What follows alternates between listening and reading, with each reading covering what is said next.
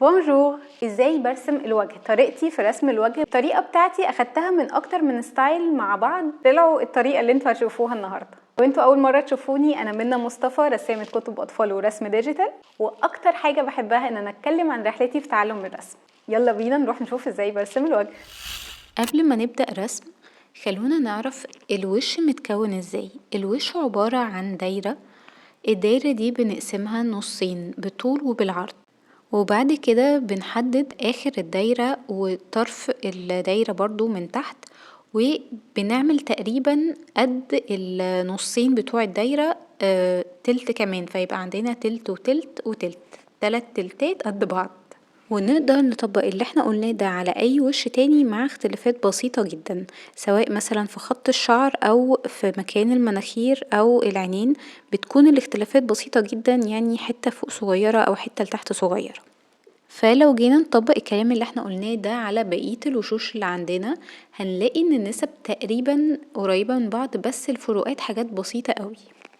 يعني لو جينا نبص مثلا هنا هنلاقي ان الحتة اللي تحت دي اكبر من التلتين اللي فوق، وهنا حتة الجبهة هي الكبيرة عن التلتين اللي تحت. خلونا بقى نطبق الكلام ده على الريفرنس دي. انا هدفي هنا مش ان انا ارسم الصورة دي زي ما هي، بس انا واخداها كجايد ليا او زي ارشاد ليا، علشان منساش اي حاجة مثلا، او لو احتجت ان انا اراجع حاجة ابص عليها على طول. هبتدي احط الخطوط الاساسية بتاعتي، عبارة عن دايرة وخط افقي وخط رأسي. هقسم الدايرة بتاعتي بالطول وبالعرض. هنا بحط او بحدد الخط بتاع الشعر، منبت الشعر، وهنا بحدد المكان بتاع المناخير، وفي الاخر بحدد مكان الدقن، وهو بيكون قد المكان بتاع الجبهة من العين للمنبت الشعر ومن العين للمناخير. زي ما قلنا بنحاول نخليه تلت تلت تلت. هبدأ احط اوتلاين سريع كده للشكل بتاع الوش او الحدود بتاعة الوش. هحدد برضو مكان للحواجب ومكان لآخر العين، وفي التلت اللي تحت بقسمه نصين علشان احدد مكان الفم. عند خط العين بحط كده زي نقط تحدد لي اول العين واخر العين، وما بين العين اليمين والعين الشمال مقاس عين واحدة، وتقريبا من طرف العين اليمين والشمال بحدد خط كده وهمي علشان يحدد لي مكان المناخير، ومن نص العين ببتدي برضو انزل بخط وهمي عشان يحدد لي اخر الفم من اليمين ومن الشمال. قلت ارسمه لكم كده علشان يبان اكتر. بعد ما حددت اماكن كل حاجة هبدأ احط مكان الودان، هو من اول الخط بتاع العين لغاية الخط بتاع المناخير، وبخطوط سريعة كده هحدد شكل الشعر سريعا من غير اي تفاصيل.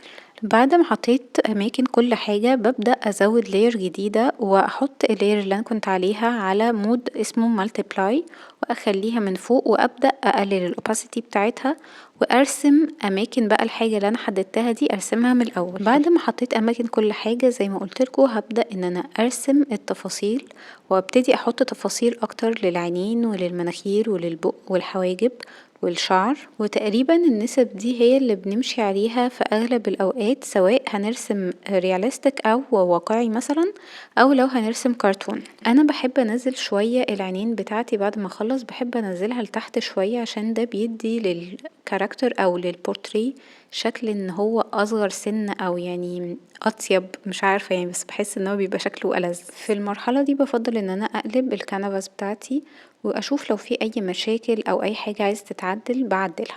وبرضو من وقت للتاني بحب اشيل اللاير اللي فيها الجايد بتاعي، علشان بحس ان هي بتخيلني شوية. كل شوية بزود تفاصيل اكتر، سواء في الوش سواء في الشعر، بقعد ازود تفاصيل لغاية لما ابقى راضية عن الشكل النهائي. وبرضو في كل مرحلة لازم اقلب الكنفاس بتاعتي واشوف لو في اي مشاكل اعدلها. بكمل في التفاصيل سواء العينين او سواء لو هحط شادو للوش او لو هجهزه للتلوين، بس انا النهاردة مش هلون فهحط شادو كده بسيط خالص. اديت للشعر كده لون بسيط، وابتديت احط شوية تفاصيل فيه كخصل يعني علشان يدي شكل احلى. ومن المرحلة دي تقدروا تزودوا تفاصيل زي ما انتوا عايزين، بس كفاية كده عشان الفيديو ما يطولش. ولو عايزين تعرفوا تفاصيل اكتر قولولي علشان اعملها في فيديو جديد، وما تنسوش تقولولي رأيكم. لو استفدتوا من الفيديو اعملوا لايك وشير وسبسكرايب لو انتوا على اليوتيوب، وما تنسوش تعملوا فولو على انستجرام. لو عندكم اي اسئله اكتبوها لي في الكومنت. وفي الاخر اتمنى ليكم يوم سعيد. باي.